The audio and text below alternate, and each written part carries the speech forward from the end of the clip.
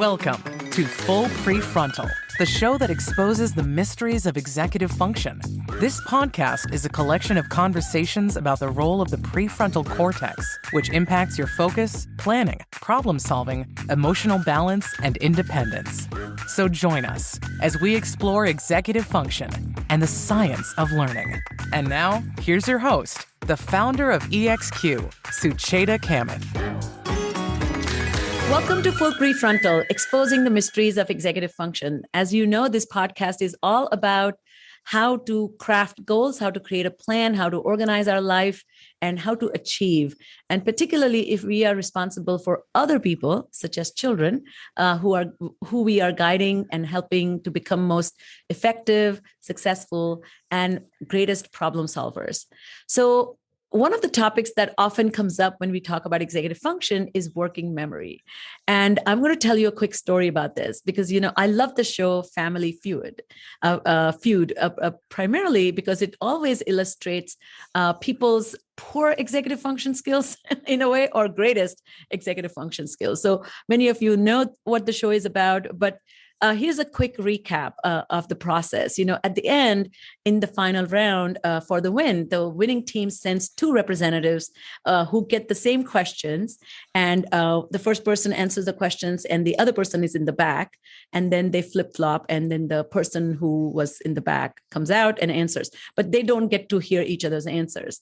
And the interesting thing about that setup is you have to not only give a correct answer to the questions in the rapid format, but you also have to consider what the audience member might have thought about the answer to be, because these are not correct answers, but these are aggregate of audience members' consensus about commonly thought answers. So one of the interesting things is it's always about juggling your working memory to think about what other people are thinking, think about how to answer this question correctly. And in a funny round I witnessed, there's a rapid round where husband and wife were the team, and the husband was asked several questions. He answered, and then the wife was asked. And obviously, it's, of course, you cannot answer the question that the husband has given. So here are some questions which will tickle you a little bit, which is, if you're getting divorced, who would you tell first? So the husband said mom, and the wife said friend.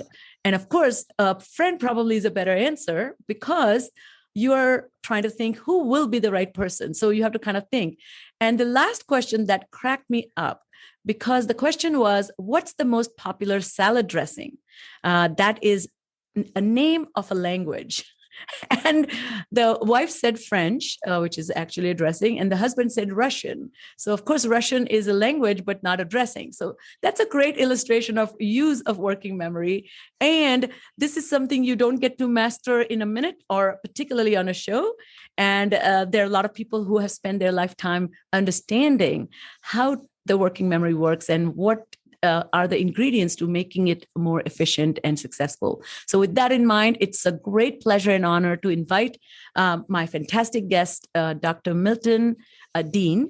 He was a practicing school psychologist and associate professor and school psychology program director at the University of Wisconsin, La Crosse, until his retirement.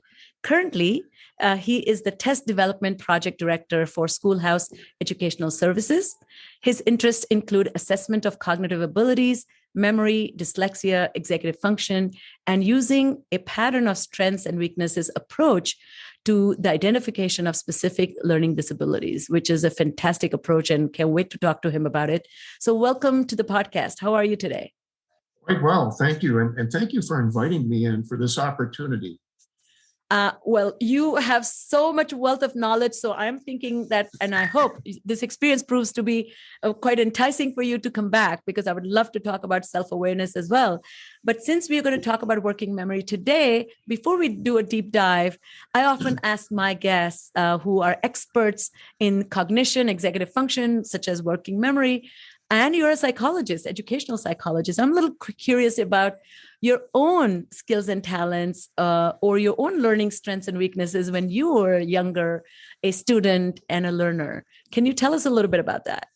Well, learning was probably too easy for me. So my weaknesses as an adolescent would have been initiating my homework and projects and assignments. And once they were initiated, I was very persistent at finishing things. In retrospect, my planning and organization could have been a little better as well. I would often just begin a project without thoroughly planning it through, and then would have to retract to adjust my plan as I went. I think I was a good problem solver with novel problems and so on. And, in general, I think my executive functions were pretty good. It's interesting, as you age, you become more aware of them.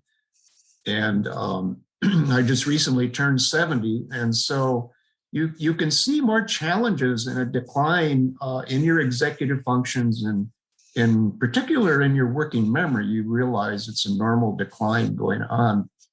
And I want to add that more recently, about 7 weeks ago, I received a pretty good concussion and kind of a freak out. And so for the first time in my life, I not only gained more empathy for individuals with concussions and a deeper understanding of what's involved, but also my working memory took another step in retreat, and is pretty well recovered here 6-7 weeks later, but I still not 100% what I was prior to the accident. So, that old saying, you don't miss something until it's gone. Yes.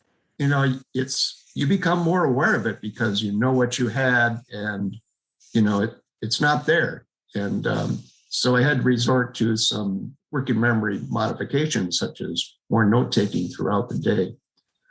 But there's my brief personal history. Thank you. Regardless of where our executive functions are in general developmentally, it just depends on the immediate challenges of the day and how we respond to those. I love that. And first of all, let me say I'm so sorry for your concussion. And it's so interesting to me because my journey, my work as a speech language pathologist, my specialization is cognitive rehabilitation. So my wheelhouse was concussions and traumatic brain injuries, particularly MTBI, mild traumatic brain injury. And always one of the striking difference between those with developmental problems, such as ADHD and dyslexia and learning disabilities versus concussions, is always a little bit benefit, or they brought in a little bit insight. Particularly those who had skills and lost it, had much more motivational alignment that was so much different than people who don't have insight, are not typically aware of their lack of awareness, tend to be much difficult to coach. So yes, and having that expertise for you to become the observer of yourself, you probably were able to quickly guide yourself and kind of, even adjust some of the approaches to your daily needs.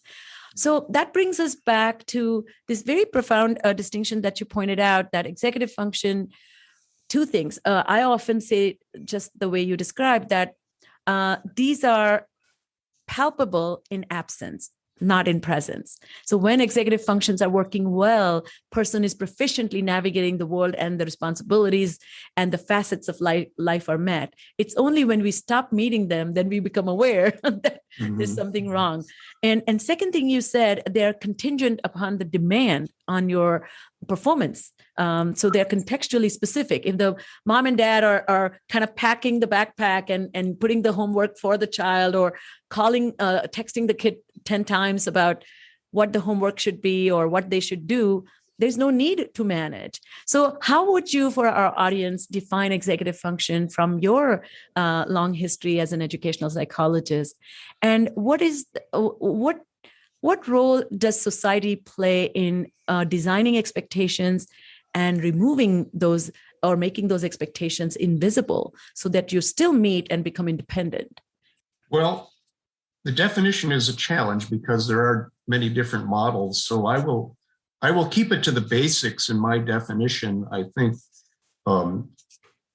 executive functions are broad and they include many sub-skills. But primarily it involves self-regulation and self-awareness are the two main components. And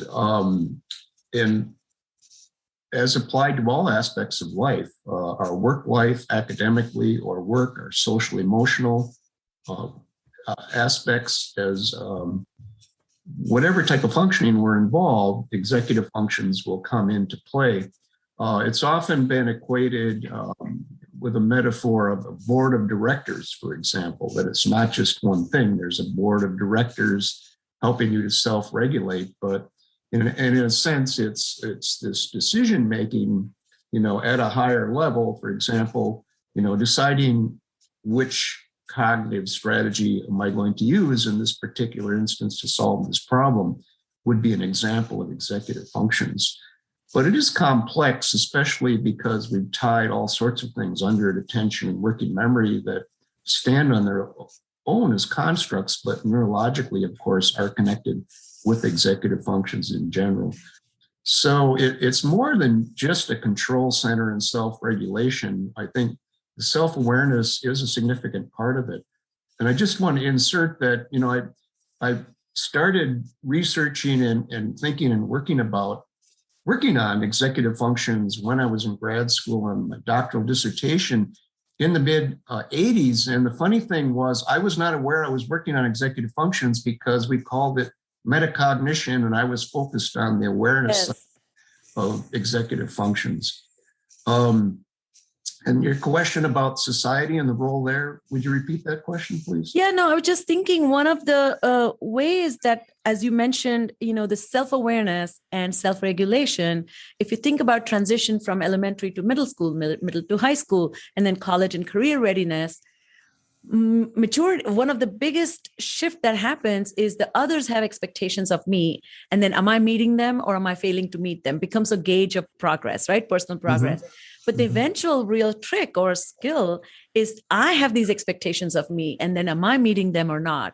And I find that one of the, and you have a very long view of the societal changes. I'm wondering if you're seeing any shift in 21st century where the expectations from children to demonstrate self-regulation to me have gone down a little bit. And there's so much help and support that is offered that sometimes if you don't regulate yourself is okay. So I'm just wondering if we as a society play any role in that, or can we shift it to more independence? Yes, I think societal expectations are playing a role in the not just the development, but the performance of executive functions, how independent we are expected to be, how much structure is provided, how much support is provided. And there's numerous ways of looking at that, but I would think of the working memory example right away, in that we have all this technology that in great part eliminates the need to rely so much on our working memory, beginning with calculators and not needing to do it mentally. And so there's been some concern among working memory experts, for example, that our technology and what we're currently valuing is making our working memory weaker. And I think that would apply to other aspects of executive functioning as well, even how well we independently initiate projects. We have all sorts of technology to remind us and support us with beginning a project and so on. So yes, I think there could be a good argument made for the technological aspect and just society's expectations in general may be reducing and slowing executive functions compared to where they might have been 50 years ago. So I haven't thought too much about that lately, but I think it is a concern. So now that culture as well influences that as well. Mm-hmm. Yeah, and I think now that you mentioned working memory and these assisted external working memory tools that we have, let's dive into the concept of working memory. How would you define working memory? And, I used to give this example, and again, this has also become moot because, people used to call, when people called us and left a voicemail, you would actually take a pen and paper to write down the number they left, right? And now you have a visual voicemail that the number pops up and you can actually even press on it for the call to go. So that takes away this ability to retain those 7 digits of number. So help us define that for us. What is working memory and how does it work? Well, a simple definition I like to give to parents is that it's thinking and remembering at the same time, such as you're thinking about what you're just reading and remembering what you're just reading so that you can comprehend it. Or doing mental arithmetic is thinking and keeping that information in mind. And so it's a short-term kind of memory, but it's more than short-term memory.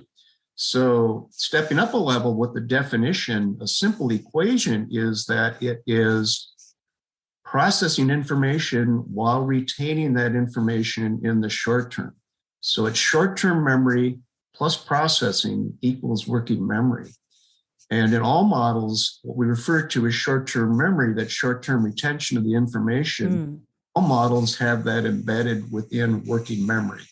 And even neurologically, they're closely tied together, of course. And so sometimes to keep it simple, we may say to a parent, well, it's short-term memory, but most of them will get it if you add, it's thinking about it and remembering what you're thinking about. So it's processing your thinking while keeping it in your short-term memory.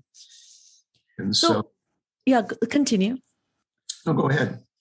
No, so I'm curious, is it fair to think about working memory as a system, and which has this component of processing, but choosing or selectively paying attention to information that matters, which is that discernment.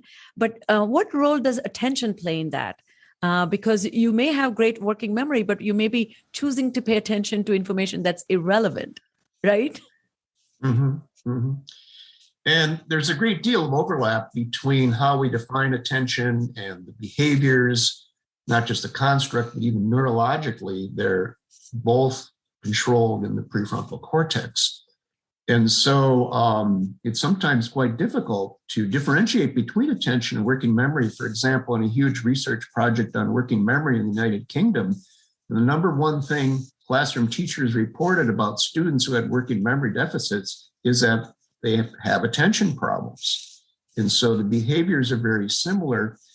But obviously, for working memory to do its job, we need to focus our attention on the task at hand or that information that we want to process. And so I often say that attention is a necessary but insufficient prerequisite for good working memory functioning. To me, that makes a lot of sense in that relationship.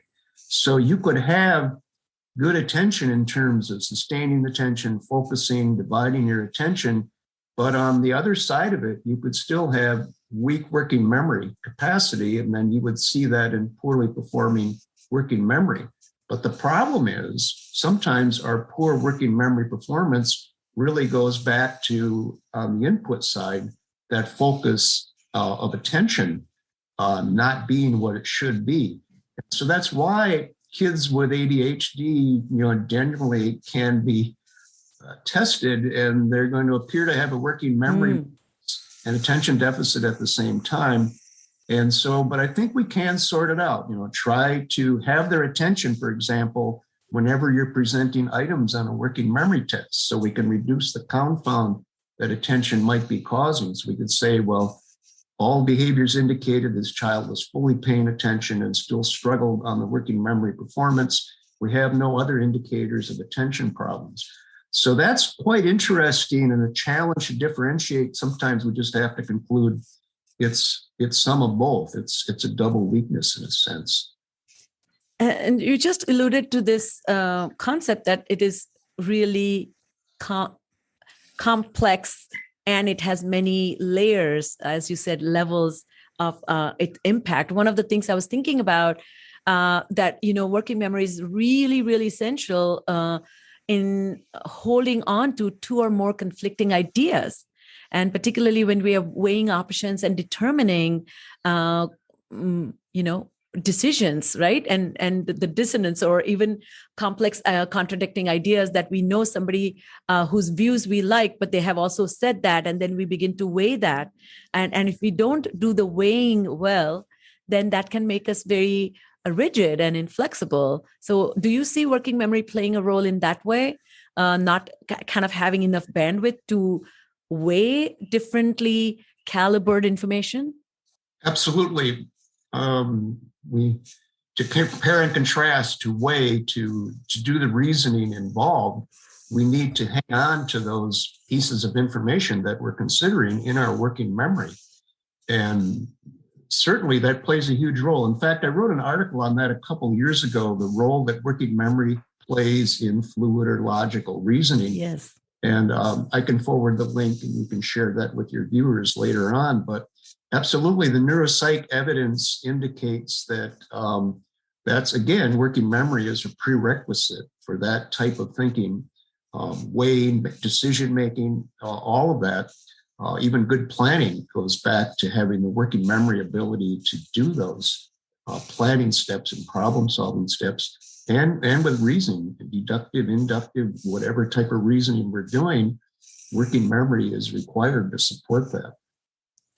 So you kind of maybe, you have alluded to this already, but can you then summarize for us how are working memory, executive function, and attention all related? Right. Well, to begin with, they are interrelated neurologically because their controls are in the prefrontal cortex. And so neurologically, they have that similarity. And you can even see that when a child is taking medication for attention deficit, that working memory performance will improve along with that. And it might be an outcome of better attention, but it's also directly impacting the working memory control center with the medication. And I want to back up to what do working memory deficits and attention deficits have in common the most? The research tells us that the underlying weakness might be a weakness in inhibition, which is executive function. So we often talk about inhibition weaknesses in children with ADHD, but the research tells us that we also need good inhibition for working memory itself to function well. And so in that way, they're all related. Now, of course, there's aspects of executive function that play less of a role in interaction with working memory. But the big three that interact with working memory would be inhibition, shifting, flexibility, and of course, attention in general. Those are highly interactive. And so part of they're back up to executive functions, because it's not just one thing, different aspects of executive functions can be at different levels developmentally, but it all is tied together, especially in the big three, inhibition and shifting and flexibility. I love that. And as I was thinking, I often use this metaphor of a bouncer, getting into the club. So if you think about what information finally reaches that higher order processing unit, and we need some levers that get put, otherwise, riffraff will enter. and so is that a fair way to think about working memory acting as a bouncer for information processing? Or is it the entire club? Well, and of course, attention plays a role there, and even making a conscious decision as to what to focus on. And that's why with poor inhibition, you have distractibility entering both internally and externally, and that will derail what to hold in working memory and finish processing. The more multitasking you're trying to do at the same time, you're going to be losing more information before you finish processing it. So it is complex. Did I address that question? Or? You did. And so maybe it's a great time to maybe give some examples of everyday examples of working memory. Where would people see? I kind of alluded to that, my Family Feud, long setup, but that is a kind of, thinking about other people's answers, thinking about your wife's answer, then coming up with the answer that's not a repeat and doing it all fast. That's a good example. So do you have some other life examples from everyday life that pertain to we needing working memory? Well, referring to knowing what other people are going to say almost goes under your acquired knowledge or automaticity. So the more expertise you have, the more knowledge you have, the more that reduces demands on working memory to deal with that right here and now as novel information. So that's a good thing. Automaticity and mastery reduce demands on working memory, even in personal conversations. You know how your wife feels about it, what she's going to say. It takes less working memory to maintain that conversation than discussing something new that you've not really hashed out before. So the other aspect of that personal life, of course, the most common thing is, what was I just going to walked into this room and I forgot why. What was I doing? What was I going to say? And we often try to mentally retrace our steps. There was actually a research article I heard about where they say if you walk into a room, forget why you're there, retrace your steps physically, go back into the room where you began, and then walk through that door again. It might cue or prompt what you were planning to do. And it often does. It often comes back if we make an effort to retrieve it. What was I thinking about? And it comes back. But in conversation, it can show up, forgetting what you were going to say, or, what the question was, for example, or parts of the question. And just lots of things like that, especially when you're multitasking, you drop the ball and you don't realize it till later. Oh, I was thinking about that earlier and I forgot to do it. And then I finished this other task that I had in mind at the same time. So I think, when you start talking to parents about, they'll start talking about short-term memory and attention. And I think you can weave that into higher elements in working memory.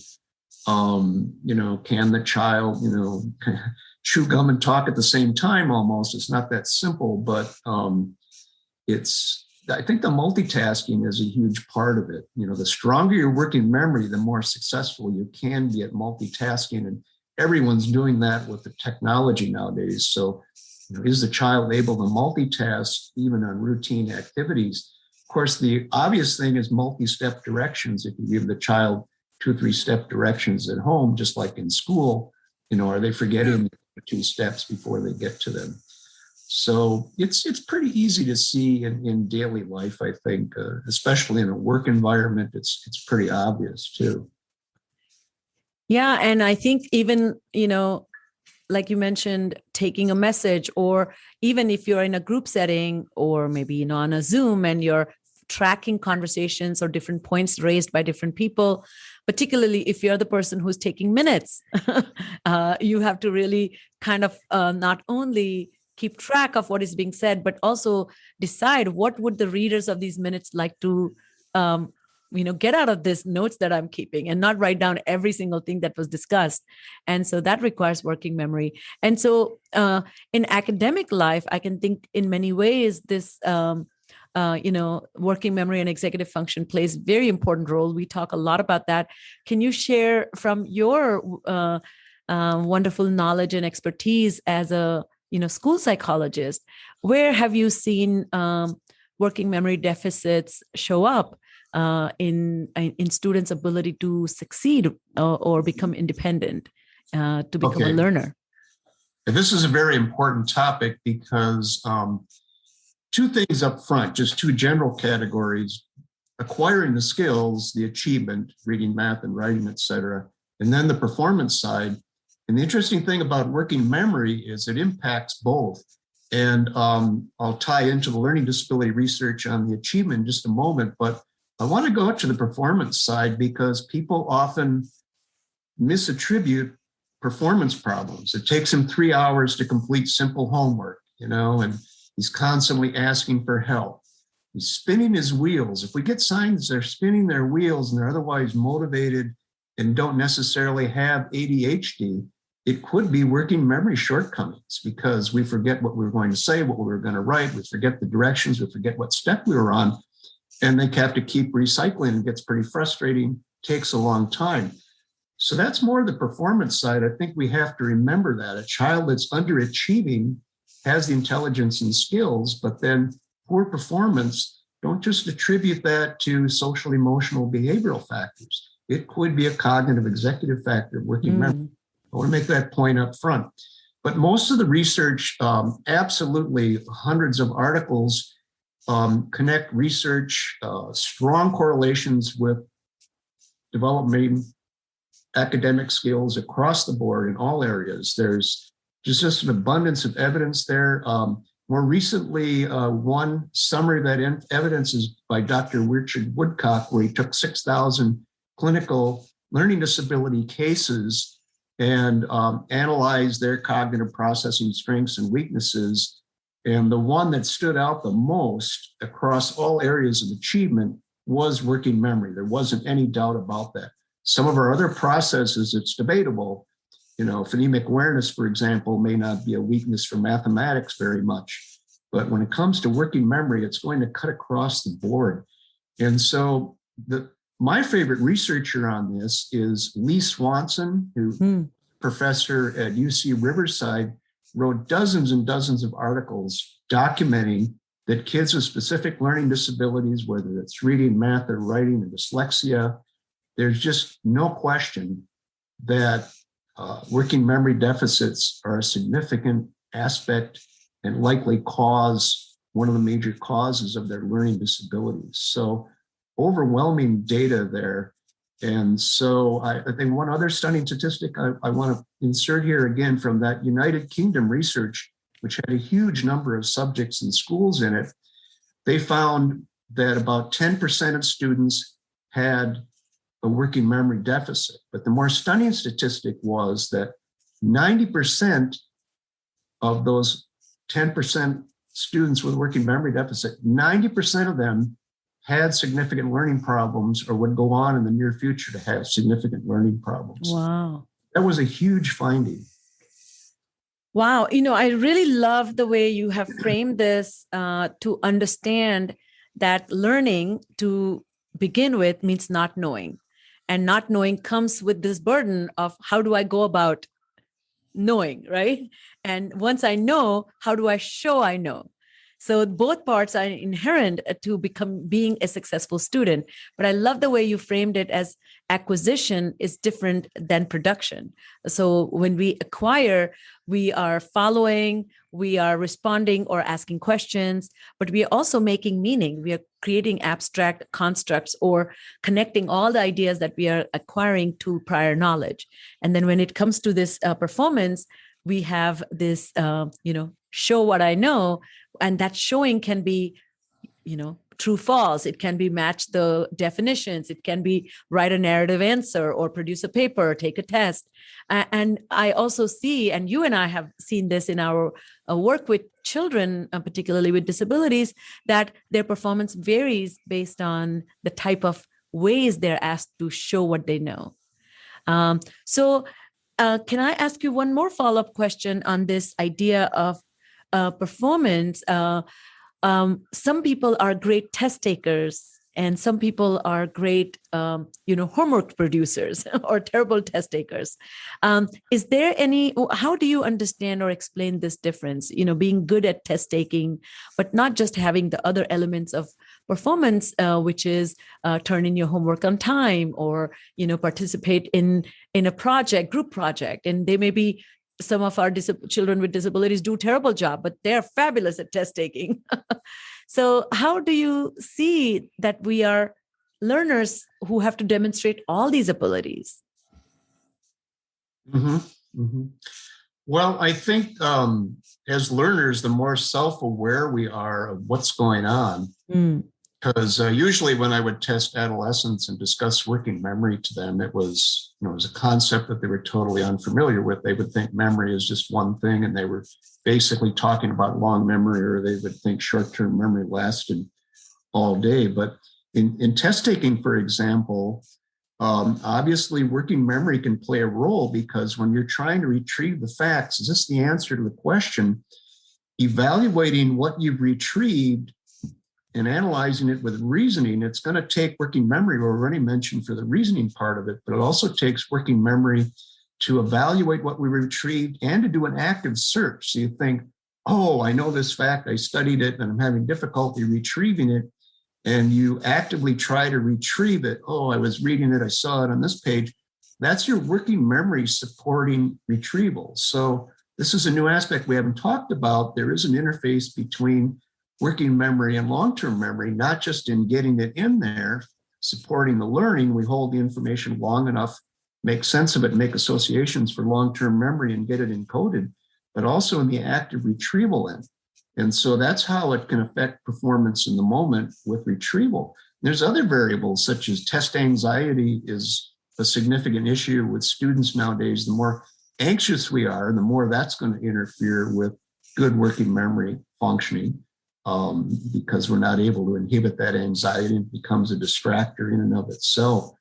So there's lots of relationship there in terms of that type of performance, performance-based tests, for example. So we may know the information, have the skill, but in the moment we need working memory functioning well to demonstrate those skills. I certainly agree with that. So then, I know this is something we need. A lot of people are thinking about this, but what is the relationship between working memory and mental health, or the mental health crises we are encountering? Is there then some merit to addressing working memory to alleviate some of the mental health difficulties? Okay, well, the research tells us when you have mental health difficulties, that is going to be impacting your working memory, whether it's schizophrenia or anxiety, as I just mentioned, or depression. Most disorders, there's an interactive effect there. It's going to at least temporarily, impair your working memory. For example, if you're in a depressive episode, your working memory is not going to be functioning at par. And so there are strong relationships there. Autism is a little puzzling. Some children with autism have exceptionally good working memories. So there's a disorder I don't think we can make a categorical statement about, but in a lot of disorders, even Down syndrome, for example, compared to the child's overall cognitive functioning in Down syndrome, they found within that disorder, there's a high risk and a likelihood that working memory is going to be a weakness relative to your other cognitive abilities, even at that level. So in general, I think anything that is impacting neurological performance in general is going to impact working memory. And you know why? Because working memory is not just in the prefrontal cortex. Our performance in working memory depends on integrated wiring, if you will, and all the connections. And so the more interconnectivity we have, the better our working memory functions, because it's interacting with aspects of short-term memory and other processing and encoding and retrieval. And that's why working memory goes south when we have a concussion. One of the main aspects of concussion injury is stretching and tearing that connectivity. And it needs to repair itself for working memory really to do well. I just want to insert this. So an interesting study a few years ago in Japan found that when they did intensive working memory training and they improved working memory performance significantly, you know what they measured in the brain? They measured significant growth in white matter. In other words, increased connectivity in the training, and that led to better performance. And so anything that's impairing connectivity in the brain is going to hurt that, including slow processing speed. So if we have slow processing speed, it's similar to attention in that good processing speed is a necessary but insufficient prerequisite for working memory. That one got me excited. So exciting. And, I think it just kind of reminded me of the fluid intelligence work, right? Because that interconnectivity is not just information, access to information. It is really making meaning, and that the sources of that storage is in different parts of the brain. And that's why most lit up brain is likely to be managing the information most proficiently, right? So interesting. I love the way you're explaining this. So let me ask you this. Can we talk about the neurodiverse students and the need to promote their executive function and working memory? What can we do? And you alluded to that.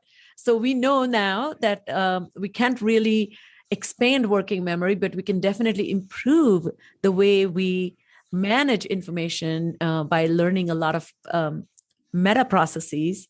So set the stage up for us.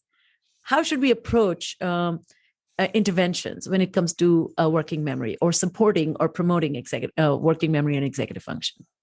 Well, first of all, in making the case with neurocognitively diverse students, executive functions can help us realize our capabilities better. And I'm reminded early on in my career seeing, two students that both had an IQ of 80 to 85.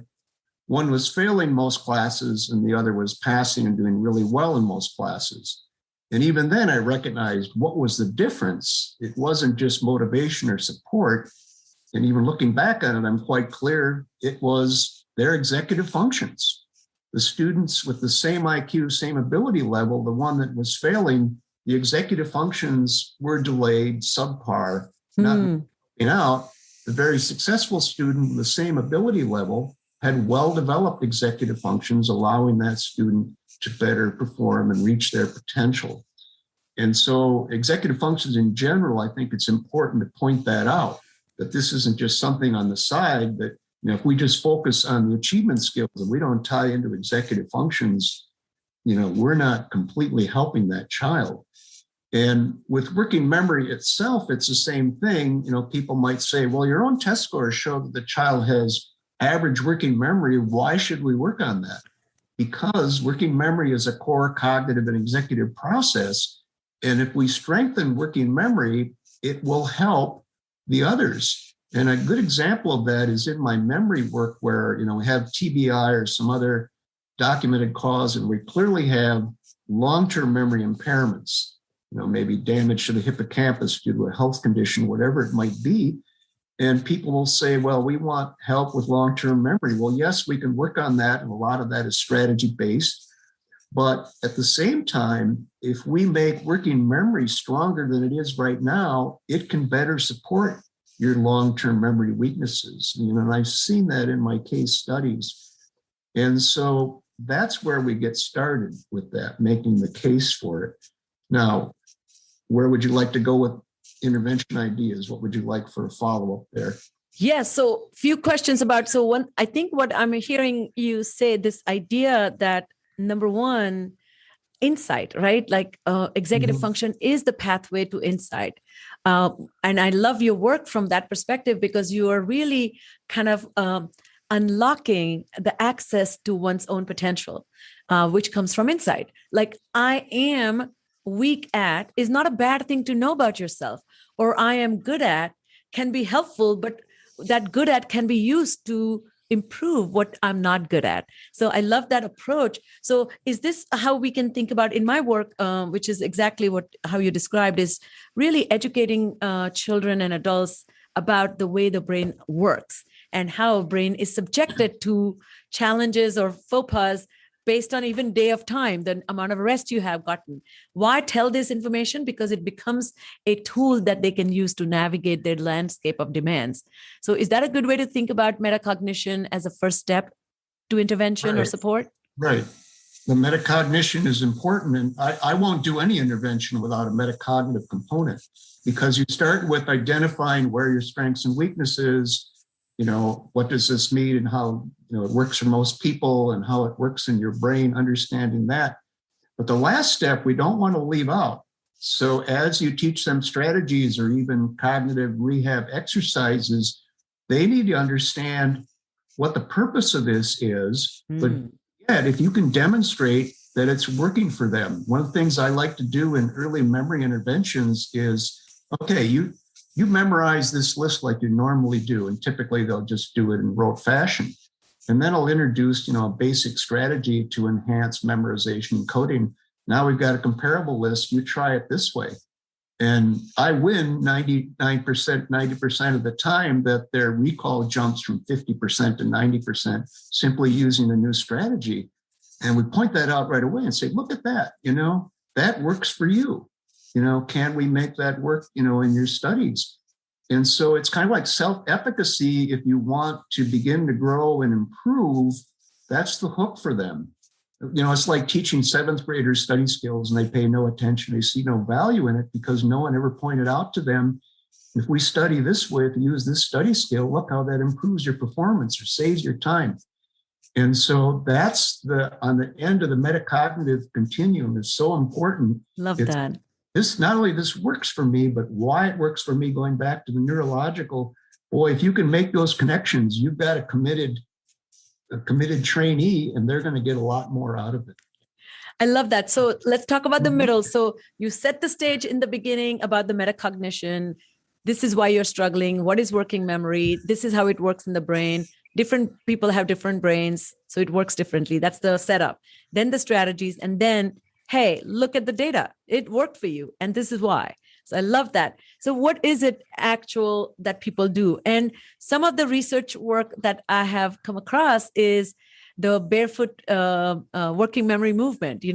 Some research findings show that walking or running barefoot can also improve working memory, or some of these alternative paths of, using some oils, rosemary and peppermint essential oils have shown to improve because they have acetylcholine. Is that something we should be thinking about other than the actual cognitive strategies? So I want to talk about both, but what are your thoughts about that? Well, I don't know anything about the barefoot, aromatherapy a little bit, but it's similar to two things. Good aerobic physical exercise helps both working memory and long-term memory, because it helps cognitive functioning in general by increasing the blood flow to the brain. The other thing that helps memory in general, especially the hippocampus, is good blood sugar levels. So the reason kids benefit from breakfast at school is that if you go to school on an empty stomach, you don't learn and remember as well, until you get some food and you get your blood sugar up to a higher level. A lot of people are very unaware of that. So there certainly are physical things such as exercise and diet that make a difference for both working memory and long-term memory. Some of these other therapies, to be quite honest, I'm less familiar with. I don't think they can do any harm, but I'm not sure the exact relationships.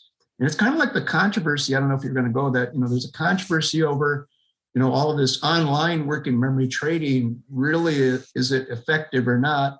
Yes or no. Children get better at that activity online. Does that transfer over to working memory in general? Less evidence of that. Does it transfer all the way over to achievement? Even less evidence. But I would argue that, that it causes no harm. And, it's like a muscle, the more we make it work, there's no harm in that. It may become stronger.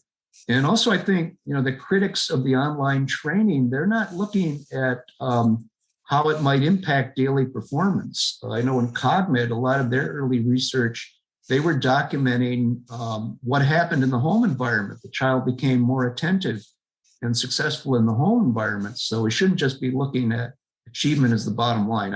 I had to insert that. I'm sorry. Yes. No, I think, if I can just circle back to that point, my personal experience, I'm familiar with the tools. I myself have created an entire online executive function curriculum, but I like to really, the distinctive factor about EXQ is metacognitive approach. That means building efficacy, not building a random set of skill that has no bearing in life. So self-efficacy is, do I know who I am? Do I know how my brain works? Do I have some agency over the demands on my functioning? And can I guide or redirect myself to become more effective in the context of need? To me, that is more valuable to empowering the children with that than a particular activity that may have bearing on a one particular part of cognition. I mean, yes, I can also memorize a list of 70 items, but where in my real life I'm required to now remember 70 items. But what I am required is to keep up with the list of 70 items over a period of 2 weeks. And do I have navigational strategies? So is that a good way to think about any type of support or training that we offer? Mm-hmm. Mm-hmm. Well, again, there's long-term memory aspects tied into that, just basics such as how important periodic review is. But to back up to the metacognitive, another piece of that I think is related to this is knowing when to do something. So I have the memorization skills, but if I don't have the awareness of knowing when it's a good idea to employ those skills, I'm still going to lack, acquiring and performing the best that I could. And I think that applies to most executive functions across the board. We can have the skills. So when directed to do it, sure, we know how to do it, we can do it, but we may not be doing it independently or successfully because we don't recognize when from the cues it's a good time to do this, that we need to do it at this point. And so that kind of ties into it too for success with these strategies and performance. Not just knowing how to do it, but knowing when to do it is really important. That applies to working memory too, that, I recognize that if I, hear a phone number and, I don't have a device to enter into or record it or even to write it down and I want to remember it, that might be time to use that rehearsal strategy of repeating it until I get to somewhere where I can record it. So, right. Yes, great. I hope we're not overloading anyone's working memory. You're challenging my working memory right now, which is good. No, it's great. So as we come to the conclusion of this amazing discussion, as our listeners can see that you and I can talk for hours. I really, really enjoyed every single thing you had to say about working memory and our approach and really thinking big picture. So as we end, Dr. Dehn, what do you recommend? What has influenced you, or what books have really helped you to understand or you have enjoyed that has shaped your own growth and, passions, so to speak, that maybe we can find inspiration in your inspiration? Mm-hmm. Well, as I mentioned, I began with the metacognitive self-awareness in the mid-'80s and early '90s. And as the whole construct and attention executive functions began to grow and we began to assess it, at first the connection was with, it's primarily related ADHD and attention and those kinds of issues, but it continued to grow and expand. And I like the work of George McCloskey. I know him. He's been a guest here. Yes. And George has a very broad, in-depth view of executive functions. For example, in self-regulation functions, he comes up with over 30, which all makes sense. Most theories would have, fewer, and he applies it more broadly to academics and social emotional. And so it's not just behavior problem related, or it's not just achievement related. It can cut across several domains. So that, I think, is an excellent source for broadening your view.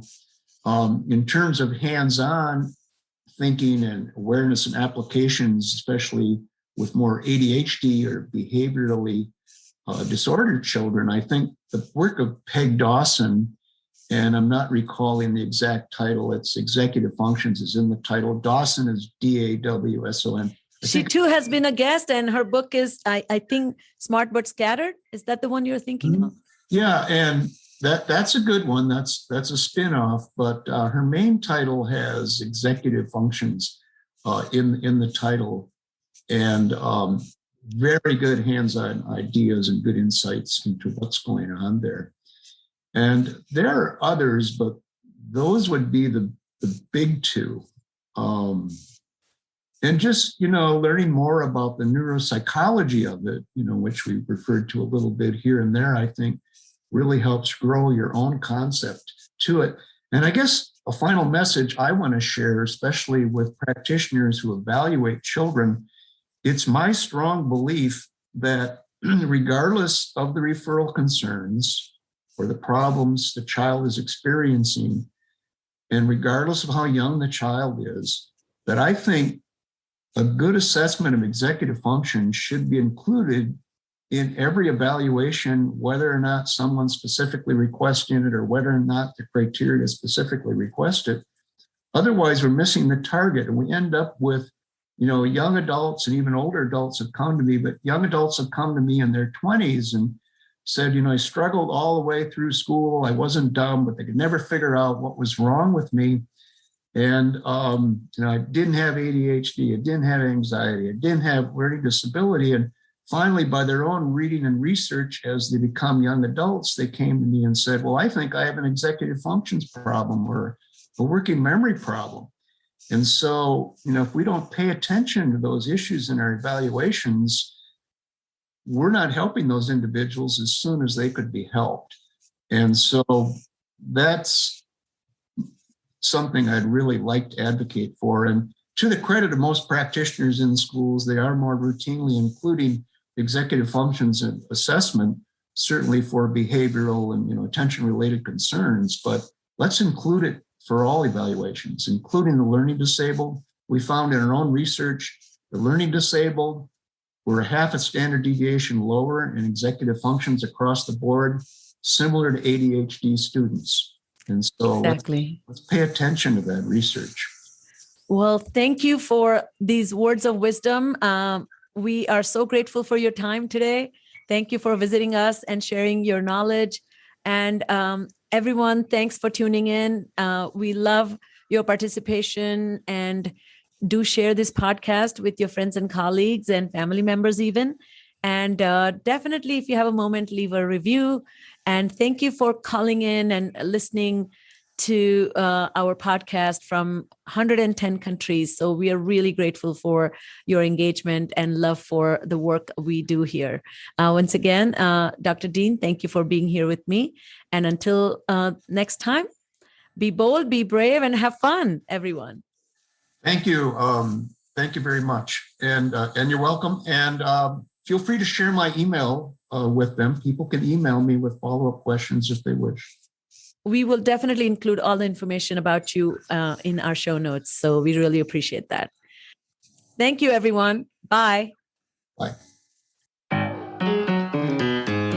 Thank you for listening to Full Prefrontal, exposing the mysteries of executive function. To contact your host, Sucheta Kamath, and learn more about her work on improving executive function, visit her website at exqinfiniteknowhow.com.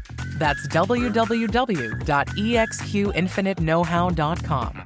Tune in next week for another informative episode of Full Prefrontal, hosted by the founder of EXQ, Sucheta Kamath.